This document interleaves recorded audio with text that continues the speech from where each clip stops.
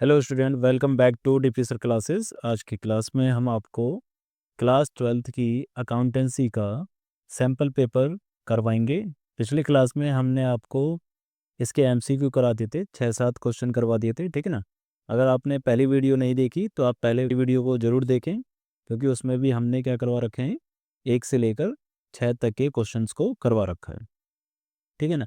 और full detail के साथ करवा रखा है। ऐसा नहीं है कि सिर्फ हमें टिक लगाना होता है, ठीक है ना। फुल डिटेल के साथ हमने इसमें करवाया है। तो आज की क्लास में भी हम फुल डिटेल के साथ 5-6 क्वेश्चन करेंगे, ठीक है। तो चलिए स्टार्ट करते हैं आज की क्लास को। तो देखिए क्वेश्चन नंबर 5 है। क्वेश्चन कह रहा है the profit earn by a firm after retaining 15,000 to its reserve. Retain का मतलब क्या होता है? रखना, बचाना, है ना। क्वेश्चन ये कह रहा है कि फर्म को प्रॉफिट हुआ है और उसने रिजर्व में 15,000 रुपये बचाए हैं, तब जाके प्रॉफिट कितने का हुआ है? 75,000 का। तो ये आपका प्रॉफिट है। अब एक बात बताइए कि यहाँ पर 75,000 हमने प्रॉफिट कमाया है, और 75,000 प्रॉफिट बचाने के साथ साथ हमने 15,000 का रिजर्व भी क्या कर दिया? बचा लिया। तो इसका मतलब क्या है कि हमारा जो टोटल प्रॉफिट हुआ होगा वो कितने का हुआ होगा? हमें टोटल प्रॉफिट से मतलब है। तो टोटल प्रॉफिट जो हुआ होगा वो होगा 75,000 प्लस 15,000। तो इसका मतलब 90,000 का आपने प्रॉफिट को अर्न किया होगा, ठीक है। 90,000 का प्रॉफिट हो गया, ठीक है। आगे कह रहा है the firm had total tangible assets worth rupees 10 lakh and outside liabilities 3 lakh. Firm के पास टोटल एसेट्स कितने की है? टोटल एसेट्स 10 लाख रुपए की, और total liabilities sorry, outside liabilities. क्योंकि टोटल लाइबिलिटीज का मतलब क्या हो जाता है? Internal plus outside. और इंटरनल लाइबिलिटी जो होती है वो मालिक की कैपिटल होती है, ठीक है। और आउटसाइड क्या होती है? अदर होती है, ठीक है। तो अदर लाइबिलिटीज हमें दे रखी है कितनी? 3 lakhs की। आगे कह रहा है the value of goodwill as per capitalisation of average profit method was valued at 50,000। जो टोटल गुडविल दे रखी है आपको capitalisation with average profit method से, वो 50,000 की, ठीक है भाई। तो गुडविल दे रखी है कैपिटलाइजेशन विद एवरेज प्रॉफिट, कितना दे रखा है? 50,000, ठीक। अब क्वेश्चन ये कह रहा है कि determine the rate of return. तो रेट ऑफ रिटर्न निकालना है। तो देखिए कैसे करेंगे इस क्वेश्चनों को। अब देखो, गुडविल का formula capitalisation with average profit से होता क्या है, ये फॉर्मूले आपको याद होनी चाहिए। इसका फॉर्मूला होता है capitalised value minus net worth. अभी नेट वर्थ कैसे निकलता है और कैपिटलाइज वैल्यू कैसे निकलती है, ये भी आपको पता होना चाहिए। देखिए, कैपिटलाइज वैल्यू को निकालने के लिए अगर एवरेज से निकालते हैं तो फॉर्मूला क्या होता है? Average profit divide by NRR, ठीक है। यानी कि एवरेज प्रॉफिट आपने जितना कमाया है उसको डिवाइड कर देंगे NRR से, यानी कि नॉर्मल रेट ऑफ रिटर्न से। फिर माइनस नेट वर्थ कैसे निकलता है? नेट वर्थ का फॉर्मूला होता है total assets minus outside liabilities. Total answer है इसका 50,000, ठीक है। एवरेज प्रॉफिट क्या है? एवरेज प्रॉफिट इसको ही माना जाएगा जो आपने इस साल अर्न किया है। तो एवरेज प्रॉफिट हो जाएगा आपके पास 90,000 रुपये, ठीक है। तो 90,000 डिवाइड बाय NRR। अब ये NRR क्या है? यही तो चीज़ आपको निकालनी है। क्वेश्चन में कहा है रेट ऑफ रिटर्न बताना है ना, नॉर्मल रेट ऑफ रिटर्न। तो नॉर्मल रेट ऑफ रिटर्न को ही तो क्या कहते हैं? NRR, ठीक। तो NRR माइनस टोटल एसेट्स थी 10 लाख रुपए की, और टोटल लाइबिलिटीज यानी कि आउटसाइड लाइबिलिटीज थी 3 लाख रुपए की। तो ये हो गया 50,000। और ये हो गया अब आपके पास 90,000 divide by NRR minus 7 lakh equal to 50,000। अब 7 लाख इधर जाएगा। अब ये तो नॉर्मल कैलकुलेशन होगी, इसे तो नॉर्मली हर कोई कर सकता है, ठीक है ना। अब 7 लाख उधर जाएगा तो 90,000 डिवाइड बाय NRR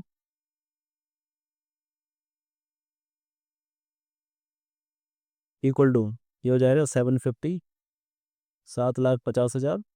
NRR उधर और ये इधर, तो 90,000 डिवाइड बाय 7,50,000। अब देखिए यहाँ पर 100 को ज़रूर मल्टीप्लाई कर दीजिए, क्योंकि आपको क्या निकालनी है, परसेंटेज निकालनी है। ठीक है, परसेंटेज निकालने के लिए हमने 100 से क्या कर दिया, मल्टीप्लाई कर दिया। 2 जीरो से 2 जीरो गए, और इसके 2 जीरो, इसके 2 जीरो से दे। अभी 900 जो है 25 से कैंसिल हो जाएगा, तो 25 से हो जाएगा ये 36 बार में। ठीक है, और 25 से ये 3 बार में, और 3 से ये 12 बार में। तो NRR आ गया आपके पास 12%। ठीक है, तो नॉर्मल रेट ऑफ रिटर्न है आपके पास 12% की। ठीक है, अब इसका ऑप्शन देखते हैं कौन सा ऑप्शन होगा। तो ऑप्शन नंबर हो जाएगा आपका C, 12%। ठीक है, क्वेश्चन सिंपल था, मगर आपको फॉर्मूले याद होने चाहिए। ठीक है, चलिए देखते हैं अगला क्वेश्चन। तो क्वेश्चन नंबर 6 क्या कह रहा है, मोहित हैड अप्लाइड 900 शेयर। देखो जब भी क्वेश्चन में ना ये वर्ड आ जाए ना अप्लाइड, तो आप इससे सतर्क हो जाओ एकदम। जैसे ही वर्ड आ जाए अप्लाइड, तो इसका मतलब इस अप्लाइड से सबसे पहले क्या निकालना पड़ेगा आपको, अलॉटेड। ये चीज़ें आपको ध्यान रखनी पड़ेगी। जैसे ही वर्ड आपको अप्लाइड दिखे, तो क्वेश्चन में अप्लाइड वर्ड बोल रखा है, तो इसका मतलब ये समझ जाओ कि आपको अलॉटेड निकालना ही पड़ेगा। कैसे निकालेंगे अब देखते हैं। And was allotted in ratio 3:2, और अलॉटमेंट की गई है 3:2 के हिसाब से। तो चलो निकाल लेते हैं पहले। अप्लाइड किया गया है और अलॉटेड किया गया है। अप्लाइड और अलॉटेड का जो रेशियो है वो 3:2 क्वेश्चन में दे रखा है। अप्लाइड कितने किए गए हैं, 900। तो अलॉटेड हमें निकालना है, तो अलॉटेड को मान लेते हैं x। ये हो जाएगा 3/2। 3 से ये कैंसिल हो जाएगा, 312, 2 उधर जाके मल्टीप्लाई हो जाएगा, तो इसका मतलब x की वैल्यू आ जाएगी आपके पास 600 शेयर। तो इस व्यक्ति को अलॉट कितने हुए होंगे, 600 शेयर्स। मतलब पैसा इसने 900 शेयर का अप्लाइड करा होगा। एप्लीकेशन इसने कितने की दी होगी, एप्लीकेशन दी होगी उसने 900 शेयर के हिसाब से, मगर उसको शेयर कितने मिले, 600 शेयर मिले। ठीक है ना। आगे कह रहा है ही हैड एप्लीकेशन मनी 3 रुपये एंड कुड नॉट पे अलॉटमेंट मनी ऑफ 5 रुपीज़। उसने अलॉटमेंट का पैसा नहीं दिया, एप्लीकेशन का पैसा दे दिया। ठीक है चलो। And first and final call was not yet made by company. Was not yet made by company का मतलब अभी तक कंपनी ने फाइनल कॉल नहीं की। ठीक है भाई। एप्लीकेशन कितने की है, एप्लीकेशन है 3 रुपये की। अलॉटमेंट कितने की है, अलॉटमेंट है 5 रुपये की। ठीक है, एप्लीकेशन है 3 रुपये की, और एप्लीकेशन है 3 रुपये की, और अलॉटमेंट है 5 रुपये की, और फर्स्ट एंड फाइनल कॉल है 2 रुपये की। तो फर्स्ट एंड फाइनल कॉल 2 रुपये। अब देखिए 2 रुपये से तो कोई मतलब नहीं, क्योंकि कंपनी ने अभी तक इसकी कॉल नहीं की। कंपनी ने कॉल की गई है, कॉल्ड अप वैल्यू है ये दोनों, कॉल्ड अप ये है। बट इसमें से भी ये वाली पेमेंट कर हो चुकी है, और ये वाली पेमेंट अभी तक नहीं हुई है। तो इसका मतलब ये वाला पैसा हमारे पास आ चुका है, और ये वाले पैसा अभी तक नहीं आया। अब क्वेश्चन ये क्या कर रहा है, क्वेश्चन का कहना है कि हिज शेयर वर फोरफिटेड, उसके शेयर फोरफिट कर लिए गए, and the following entry was pass. तो ये एंट्री उसने की है। तो अब आपको बताना है कि इस XYZ की जगह वैल्यू क्या हुई। ये तो फोरफिचर की एंट्री होती है, ये तो सब जानते हैं। बट एंट्री में क्या क्या आता है देखिए, करके दिखा देते हैं। एंट्री होती कैसे है, शेयर कैपिटल डेबिट होता है पहले तो। शेयर कैपिटल को डेबिट करते हैं, बट किस अमाउंट से, शेयर कैपिटल को हमेशा डेबिट किया जाता है कॉल्ड अप वैल्यू से, है ना, ध्यान रखना, कॉल्ड अप वैल्यू से। टू शेयर फोरफिटेड, ठीक है, और ये किससे किया जाता है, पेड अप वैल्यू से। ध्यान रखना, पेड, जितनी पेमेंट हो चुकी है हमारे पास उतनी वैल्यू से ये डेबिट किया जाता है, क्रेडिट किया जाता है। और टू शेयर अलॉटमेंट, या तो कॉल्स इन एरियर भी लिख सकते हैं इसको। शेयर अलॉटमेंट मतलब जितने पैसे उसने नहीं दिए, तो यानी कि अनपेड वैल्यू, अनपेड वैल्यू से। अब देखिए कॉल्ड अप कितनी है, कॉल्ड अप हमने बता दिया कि कंपनी ने एप्लीकेशन का पैसा मांगा और अलॉटमेंट का पैसा मांगा, यानी कि 8 रुपये के हिसाब से पैसे मांगे हैं। अच्छा कितने कितने शेयर के हिसाब से हम एंट्री करेंगे इसकी? 600 शेयर के हिसाब से। इधर इधर कितने हिसाब से आएगा? 600 मल्टीप्लाई बाय 8, है ना? 600 मल्टीप्लाई बाय 8 यानी कि 4800 रुपये यहाँ पर आएंगे आपके। फोरफिटेड मतलब जितना पैसा उसने पे कर दिया। अच्छा, पे कितने के हिसाब से करा है? 600 के हिसाब से करा है या 900 के हिसाब से करा है? 900 के हिसाब से करा है। तो इसका मतलब ये जो फोरफिटेड वाला अमाउंट है ये आपका 900 के हिसाब से आएगा। 900 मल्टीप्लाई बाय 3, ये भी उसने एप्लीकेशन का तो पूरा पैसा दे दिया और 9 के हिसाब से दिया है। तो इसका मतलब कितने रुपए उसने दे दिए हैं? 2700 रुपये दिए हैं। अनपेड अप पे कितनी वैल्यू आएंगी? अनपेड अप पे वो वैल्यू आएगी जो बची हुई है। अब देखिए, वैसे अलॉटमेंट होती कितने की? अलॉटमेंट होती हमारे पास 600 मल्टीप्लाई बाय 5 यानी कि 3000 के हिसाब से होती। मगर जिसमें से इसने यहाँ पर कुछ पैसा एक्स्ट्रा दे दिया था, कितना रुपये? 300 रुपये। 300 शेयर का पैसा एक्स्ट्रा था यानी कि 900 रुपये उसने एक्स्ट्रा दे रखा था। तो अलॉटमेंट में से हम माइनस कर देते ये 900 रुपये, तो हमारे पास कितने बचते? 2100 रुपये तो बचते। तो इसका मतलब क्या है? अलॉटमेंट वैसे तो 2100 की ही करनी थी हमें, थी 3000 की, बट पेमेंट कितने की करनी थी? 2100 की। यहाँ पर कितने रुपए आएंगे? 2100 रुपये। और अगर बिल्कुल ना समझ में आए तो सिंपल सी बात है, ये दो तो एंट्री हमने कर ही दी है, फिर इसमें से इसको क्या कर दो आप? माइनस करके दिखा दो, ठीक है। तो ऑप्शन क्या क्या आएगा आपका? 4800 रुपये, 2700 रुपये और 2100 रुपये। अब देखते हैं क्या क्या आ रहा है। कैपिटल में कितना आएगा? 48 रुपये। 48 रुपये यहाँ आ रहा है और यहाँ आ रहा है, 2700 रुपये और 2100 रुपये। तो ऑप्शन नंबर बी आपका आंसर हो जाएगा। समझ में आ रहा है? ठीक है ना। ध्यान रखना होगा आपको, अप्लाइड और अलॉटेड को निकालने के लिए आपको ये फॉर्मूला अप्लाई करना पड़ेगा, ठीक है।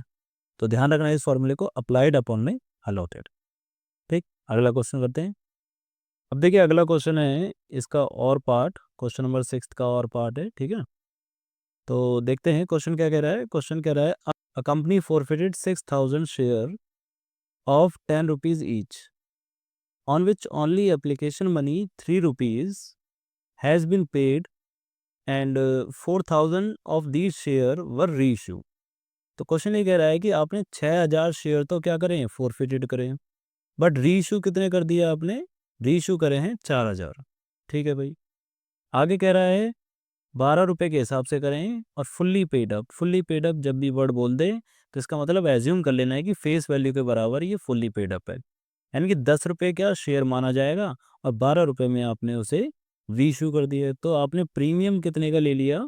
यहाँ पर प्रीमियम ले लिया 2 रुपये का, यानी कि 2 रुपये आपने एक्स्ट्रा ले लिए, ठीक है। चलिए अब क्वेश्चन कह रहा है कि amount of capital reserve will be. सबसे पहले आप समझिए कि कैपिटल रिजर्व में कौन सा पैसा जाता है। कैपिटल रिजर्व में वो पैसा जाता है जिन शेयर्स को आप सोल्ड कर देते हो। ध्यान रखना, फोरफिटेड वाले शेयर का पैसा नहीं जाता। आपने पहले फोरफिटेड करा, ठीक है। फोरफिटेड करने के बाद जब तक आप उस शेयर को सोल्ड नहीं करते तब तक आप कैपिटल रिजर्व में पैसा ट्रांसफ़र नहीं करते। तो आपने यहाँ पर कितने शेयर फोरफिटेड करे थे? 6000, बट पैसा आपने सोल्ड कितने शेयर कर दिए? 4000। तो सिर्फ 4000 का पैसा ही कहाँ जाएगा? कैपिटल रिजर्व में जाएगा, ठीक है। अब ये देखिए कि 4000 के अनुसार फोरफिटेड अमाउंट कितना होगा। फोरफिटेड मतलब जितना पैसा आपने जब्त किया होता है वही पैसा कहाँ जाता है? कैपिटल रिजर्व में। तो फोरफिटेड अमाउंट आपको निकालना है। Forfeited amount for 4000 shares, 4000 shares के लिए फोरफिटेड अमाउंट क्या होगा? फोरफिटेड अमाउंट वो अमाउंट होता है जो कंपनी को रिसीव हो चुका होता है, ठीक है ना। तो कंपनी को कितने रुपए रिसीव हुए थे?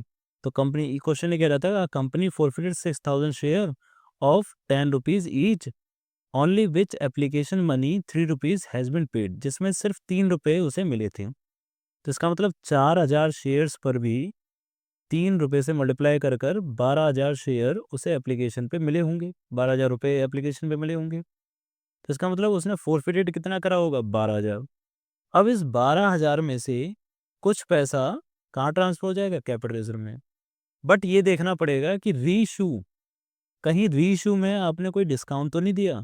डिस्काउंट ऑन रीइशू, ये चीज़ ध्यान रखनी पड़ेगी आपको कि रीइशू करते समय कोई डिस्काउंट तो नहीं दिया। आपने कोई डिस्काउंट नहीं दिया, क्यों? क्योंकि यहाँ तो आपने प्रीमियम पे बेचा है, 10 रुपये का शेयर था, 12 रुपये में उसे बेचा है, तो इसका मतलब डिस्काउंट पर, रीइश्यू पर कोई डिस्काउंट नहीं दिया। तो इसका मतलब ये है कि पूरा 12 का 12,000 रुपये आपका कहाँ ट्रांसफ़र हो जाएगा, कैपिटल रिजर्व में। ध्यान रखना, फिर से समझा रहा हूँ कि वो पैसा कैपिटल रिजर्व में ट्रांसफ़र होगा जिन फॉरफिटेड शेयर्स को आप क्या कर दोगे, सोल्ड कर दोगे। जिन पैसों को आपने सोल्ड नहीं करा, जिन शेयर्स को सोल्ड नहीं करा, उसका पैसा कैपिटल रिजर्व में ट्रांसफ़र नहीं होगा। तो 6,000 में से 4,000 आपने रीइश्यू कर दिए, तो 4,000 का पैसा कैपिटल रिजर्व में ट्रांसफ़र होगा। और कौन सा पैसा ट्रांसफ़र होगा, वो पैसा जो कि आपने फॉरफिटेड पर शेयर को जब्त करते हुए जो कंपनी ने पैसा रिसीव कर लिया है। तो कंपनी ने यहाँ पर 4,000 शेयर पे 3 रुपये रिसीव कर लिए थे, यानी कि 12,000 रुपये रिसीव कर लिए थे, और डिस्काउंट हमने रीइश्यू पर कुछ भी नहीं दिया। तो इसका मतलब 12,000 में से सीधा 12,000 ही आपके कैपिटल रिजर्व में ट्रांसफ़र हो जाएंगे। तो ऑप्शन आ जाएगा आपका ऑप्शन नंबर बी, 12,000 रुपये। अब देखिए क्वेश्चन नंबर 7 क्या कह रहा है। क्वेश्चन नंबर 7 कह रहा है कि on 1 April 2019 a company took a loan of rupees 80 lakhs on security of land and building. This loan was further secured by issue 40,000 12% debenture of 100 rupees each as a collateral security. देखिए collateral security का मतलब होता है secondary security, secondary security.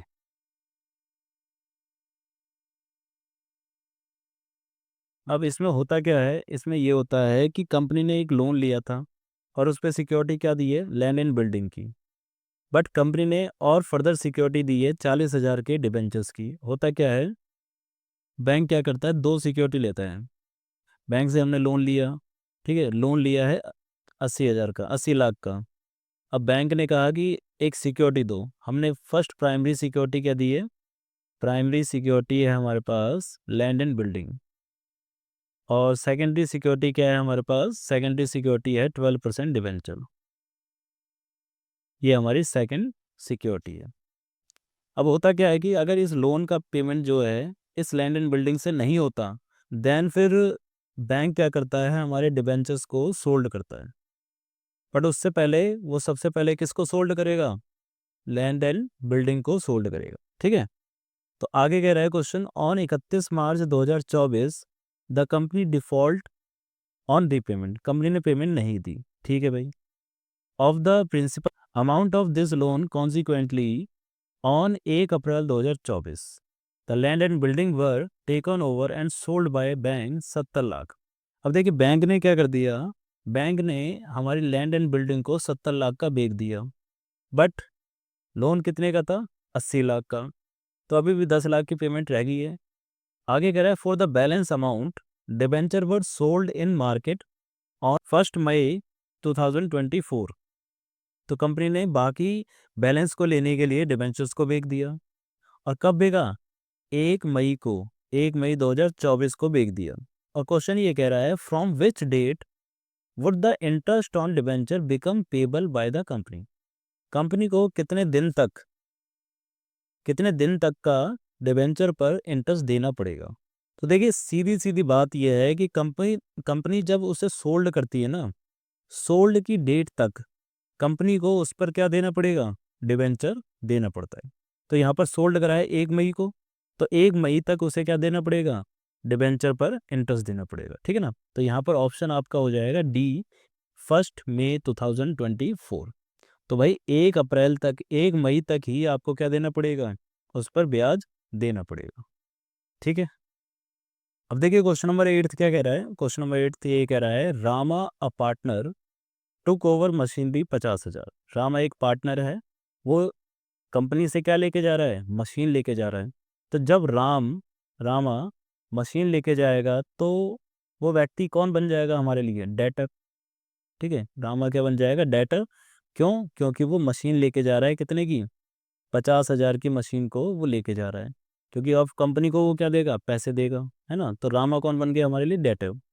In full settlement of her loan of rupees 60,000। अच्छा, इसने हमें पहले से ही क्या दे रखा था, लोन। कंपनी को इस व्यक्ति ने क्या दे रखा था, लोन दे रखा था।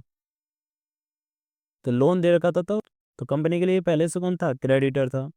तो क्रेडिटर था तो उसने लोन दे दी, उसने मशीनरी ले ली उसके बदले में। तो मतलब 50,000 की मशीनरी उसने 60,000 के लोन के अगेंस्ट ली है। ठीक है भाई, आगे कह रहा है machine was already transfer to realisation account, how how it will effect the realisation account.